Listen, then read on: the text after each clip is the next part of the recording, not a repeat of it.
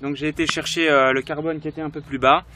Donc je vais maintenant, la troisième étape, ce sera donc de l'étaler par-dessus l'azote, donc la tonte d'herbe ou le compost si vous avez utilisé du compost.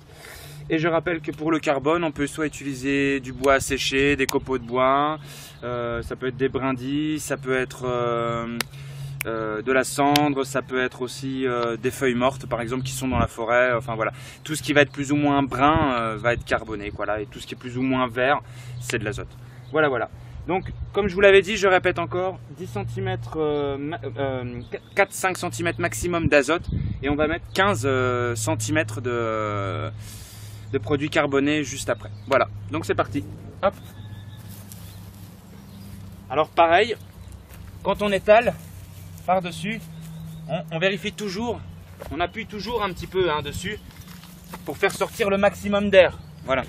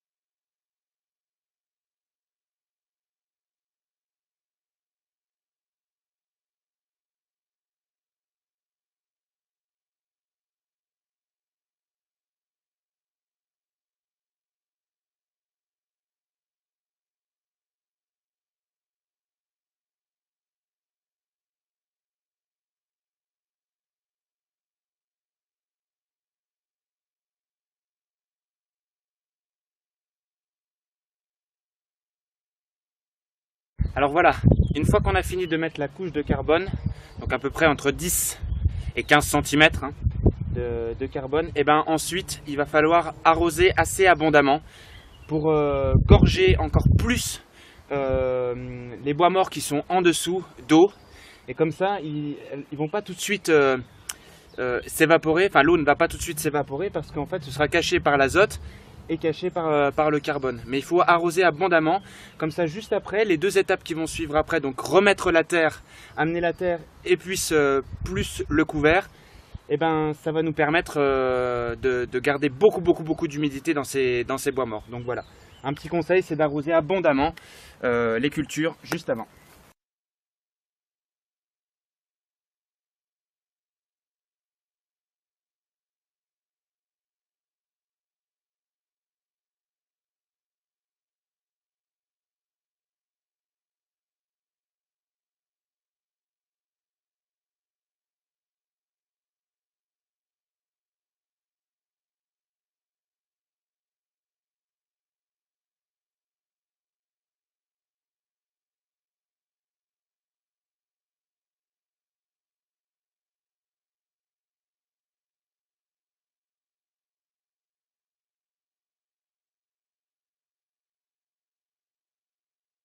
Voilà, donc une fois qu'on a bien arrosé, on va se retrouver pour les deux prochaines étapes, donc la mise en place de la terre et le paillage, le couvert. Alors voilà, on se retrouve pour l'avant-dernière étape, donc mettre la terre juste avant de finir par mettre un paillage par-dessus. Donc ce qu'il faut vraiment faire attention en fait lorsqu'on met la terre. Alors là je vais pas tout mettre avec vous parce que sinon la vidéo sera trop longue. En plus il faut que j'aille chercher la terre qui est un peu plus loin là-bas à la boîte, c'est assez loin. Donc du coup je vais pas filmer tout le long. Mais les dernières choses essentielles à savoir, c'est que quand on prend sa terre et qu'on vient le mettre dessus sur la butte, il faut surtout viser le milieu au départ. On charge vraiment au milieu parce que c'est surtout sur la zone la plus haute de la butte qu'il faudra avoir un respect d'un minimum de 30 cm de hauteur de terre pour pouvoir après mettre les plus grandes plantes qui ont des plus gros systèmes racinaires au milieu et mettre plus au bord les plantes qui ont moins besoin de système racinaire, comme par exemple les fraises qui fonctionnent beaucoup en rhizome, qui auront bien moins besoin d'aller en profondeur dans la terre. Voilà. Donc il faut faire vraiment très attention à ça. Donc on charge déjà bien au milieu, paf. Tac.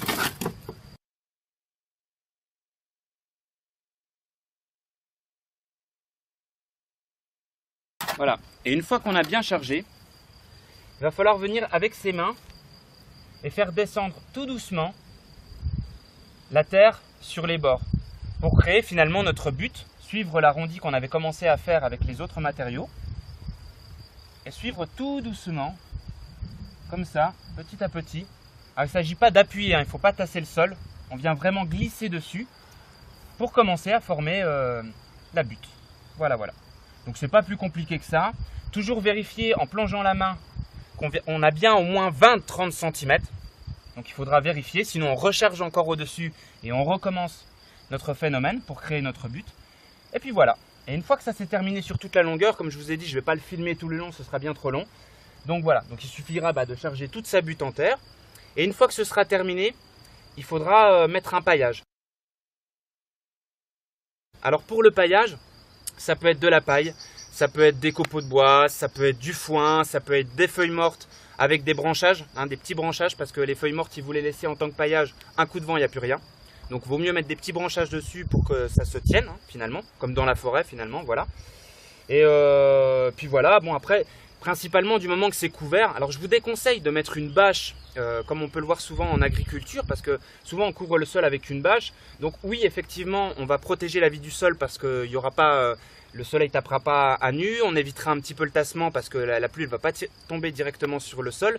Seul problème, c'est que on sait bien qu'il y a énormément de matières toxiques qui se dégagent lorsque le plastique est à la chaleur. Donc en fait, on est en train de mettre des perturbateurs endocriniens, des phosphates, du bisphénol dans notre sol. Donc c'est pas forcément bon. C'est pour ça que vraiment je vous déconseille de mettre un couvert avec une bâche plastique. Mais n'importe quel couvert. On peut utiliser aussi la tonte fraîche. Mais alors là, il va falloir faire très attention. Moi, si vous utilisez la tonte fraîche, il y a plein de plantes qui ne vont pas aimer du tout parce que ça va fermenter. Et donc, ça va être trop chaud, ça risque de cramer les racines des plantes. Par contre, pour tout ce qui est de la famille des courges, les curcubitacées, et ben là, vraiment, elles adorent vraiment la fermentation. Donc là, si vous mettez un paillis d'herbes fraîches sur vos courges, là, elles vont vraiment être contentes. Elles vont s'améliorer. Elles vont être... si vous mettez un couvert... d'herbes fraîches sur vos courgettes par exemple, elles vont s'en sentir plus en forme. Voilà. Mais sinon pour toutes les autres plantes, j'éviterai de mettre un couvert frais comme ça. Voilà. Voilà, donc je pense qu'on va s'arrêter là. J'espère que cette vidéo vous aura plu et que ça vous encourage à avoir d'autres contenus sur le sujet de la permaculture. Voilà, et donc dans le film il n'y aura pas le couvert parce que moi spécialement en fait je vais laisser un petit peu la terre à nu pendant un petit moment, juste le temps qu'elle se réchauffe et que je puisse planter mes semis dedans, parce que c'est plus facile de pouvoir planter des semis quand il y a la terre, elle est nue comme ça, que quand il y a un couvert. Non, bien sûr si j'avais fait ma butte il y a 6 mois, j'aurais déjà mon couvert, donc j'aurais été obligé de semer comme ça, j'aurais pas enlevé tout le couvert pour semer. Donc là il s'agit, on va faire comme si c'était de la paille, il s'agit d'écarter un petit rond, voilà, hop, de notre paille, on plante et on vient recouvrir à la fin. Voilà. Sinon je voulais terminer tout rapidement, j'avais oublié de dire quelque chose qui était très important selon moi. Voilà, là je vous ai montré la technique pour monter une butte en permaculture, mais je voudrais que vous sachiez que la butte, c'est pas une nécessité en soi. C'est pas forcément un but de faire une butte, justement. Parce que pour moi, là où il y a vraiment un avantage de faire une butte, c'est dans des zones où il y a vraiment eu beaucoup d'herbes, ça fait longtemps que le sol n'a pas été cultivé, qu'il est tassé, qu'il est dur. Là, ça peut être très intéressant de le mettre, ou quand on a des sols comme ici, très rocailleux, où il n'y a pas beaucoup de terre. Le but en fait c'est de pouvoir mettre de la matière organique, parce que vous avez vu tout au début de la butte, on a mis énormément de matière organique.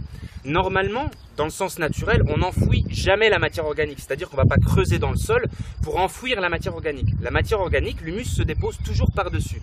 Donc si on veut nourrir un sol, normalement on dépose notre matière organique sur le sol et on attend une année que ce soit dégradé et que ce soit devenu de la terre.